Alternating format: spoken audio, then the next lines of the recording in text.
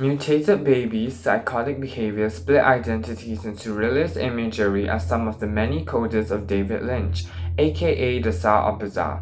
With such a bizarre filmography, you'd be surprised to learn David Lynch had a quaint, ordinary childhood. He was born in America to a Christian family and was raised in a suburban neighborhood. From young, he aspired to be a painter and therefore enrolled at Pennsylvania Academy of Fine Arts. At school, he contemplated venturing into film to allow his paintings to come alive and move. His debut feature Razorhead opened up many doors for him in Hollywood, after being discovered by Mel Brooks to help finance his Oscar-winning feature Elephant Man. Most of Lynch's films have been shaped by his agoraphobia.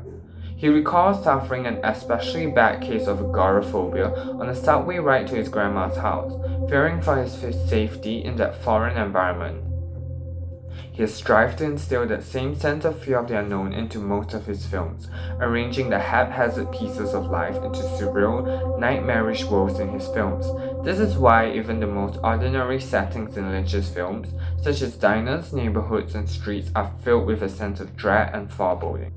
David Lynch was part of the independent film movement of the 1970s. Films from that movement enjoy exploring alternative taboo subject matter, deviating from the Hollywood run-of-the-mill fare. The independent film movement was proliferated with authors who enjoyed putting their own personal spin on traditional film genres. One notable example is David Lynch, with its combination of film noir tropes and surreal sense of the uncanny in Blue Velvet, Lost Highway, and Mulholland Drive. David Lynch's films often operate in a surrealist dreamlike style, relying heavily on Lynch's direction. David Lynch utilizes strange mise-en-scène in his films to evoke a dreamlike atmosphere. Eraserhead mise-en-scène bears a resemblance to the mise-en-scène of German expressionist films such as The Cabinet of Dr. Caligari with its tall looming buildings, strange industrial landscapes, and chiaroscuro lighting. Actors in Razorhead behave in an odd way, with Mary often bursting into involuntary fits for no reason. Mary's grandmother often is immobile and is eerily similar to an inanimate corpse devoid of human qualities, creating a sense of the uncanny. All the actors behave unlike normal people, making audiences understand that the world of Eraserhead is a strange, skewed version of reality, creating a dreamy, surreal feeling. Blue Velvet's mise-en-scène also recreates the otherworldly atmosphere.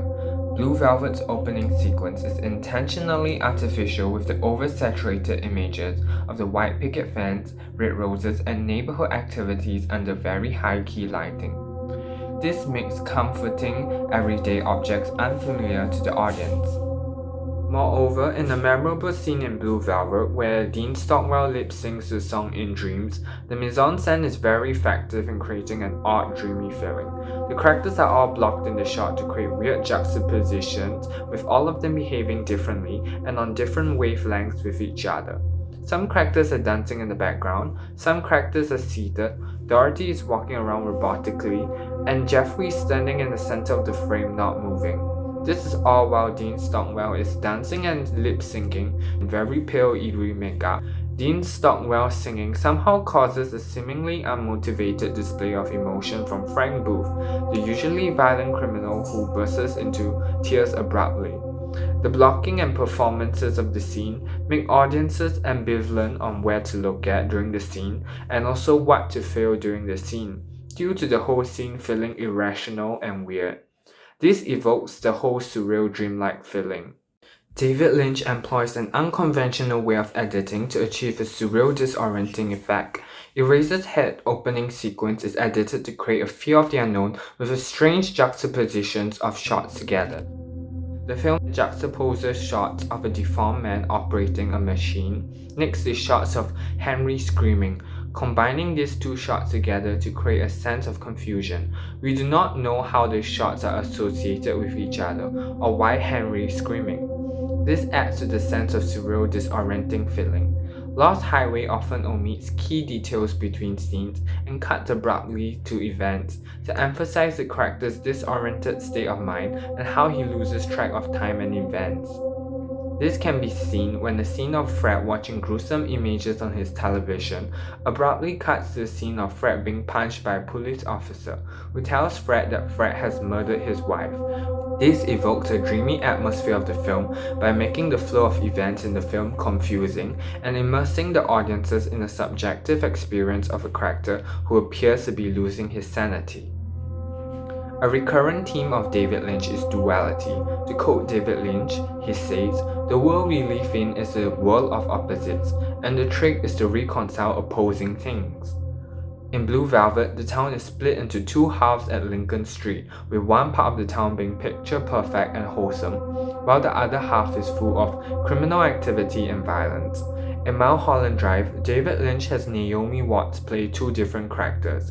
Each character that Naomi Watts plays represents a different part of the Hollywood dream. In the first half of the film, Naomi Watts plays Betty, who embodies the idealized Hollywood fantasy as a young bright-eyed actress who comes to Hollywood and amazes casting agents with a wonderful audition. In the second half of the film, Naomi Watts plays a depressed, insanely jealous actress who is not able to acquire film roles and embodies the harsh, depressing reality of Hollywood.